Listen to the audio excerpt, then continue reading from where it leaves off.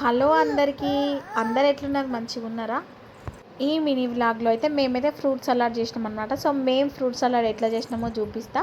So చూసే ముందు అయితే కొంచెం ప్లీజ్ సబ్స్క్రైబ్ చేసుకోండి అండ్ లైక్ చేయండి అండ్ కామెంట్ కూడా చేయండి. అండ్ మీకు ఎంతమందికి ఫ్రూట్ సలాడ్ ఇష్టమో కూడా కామెంట్ చేయండి. యాక్చువల్లీ ఇంతకీ ఈ ఫ్రూట్ సలాడ్ మేము ఎప్పుడు ప్రిపేర్ చేసినామంటే శివరాత్రి రోజు అనమాట. సో ఫాస్టింగ్ ఉంటాం కదా, సో ఫ్రూట్ సలాడ్ తింటే కొంచెం ఎనర్జీ వస్తుంది అని చెప్పేసి ఇంకా ఈ ఫ్రూట్ సలాడ్ చేసుకోవడానికి అయితే ఫస్ట్ అయితే మిల్క్ అయితే బాయిల్ చేసేసుకున్నాము.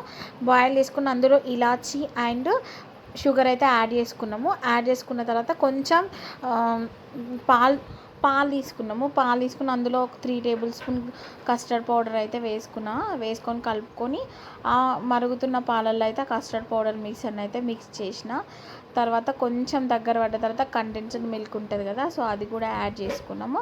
యాడ్ చేసిన తర్వాత ఇక్కడైతే ఫ్రూట్స్ అన్నీ తీసుకొని మంచిగా కడుక్కొని కట్ చేసుకొని అయితే పెట్టుకున్నాం అనమాట. సో మేమైతే ఏమేమి ఫ్రూట్స్ తీసుకున్నామంటే apple, sapota, grapes and banana అయితే తీసుకున్నాము. డ్రై ఫ్రూట్స్ అయితే బాదం, కాజు, పంకిన్ సీడ్స్, ఇంకా కిస్మిస్ ఇవైతే తీసుకున్నాము.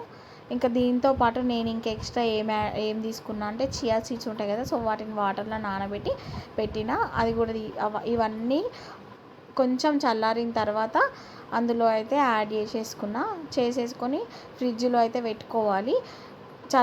మీ మనం చేసుకున్న కస్టర్డ్ మిక్స్ ఉంటుంది కదా, అది మొత్తం చల్లారిన తర్వాతనే ఫ్రూట్స్ అయితే యాడ్ చేసుకోవాలి. యాడ్ చేసేసుకొని ఫ్రిడ్జ్లో పెట్టినాక ఇంకా కొంచెం దగ్గర అవుతుంది, కానీ టేస్ట్ మాత్రం చాలా యమ్మీగా వచ్చింది.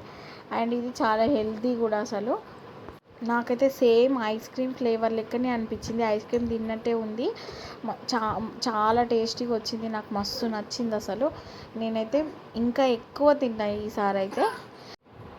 ఫాస్టింగ్లో ఉంటాం కదా, ఎనర్జీ కూడా వస్తుంది మనకి. ఇంత సింపుల్గా అయితే తయారు చేసుకోవచ్చు అనమాట ఫ్రూట్ సలాడ్. వీడియో నచ్చితే లైక్ చేయండి అండ్ సబ్స్క్రైబ్ చేసుకొని ఉంటాం. అలా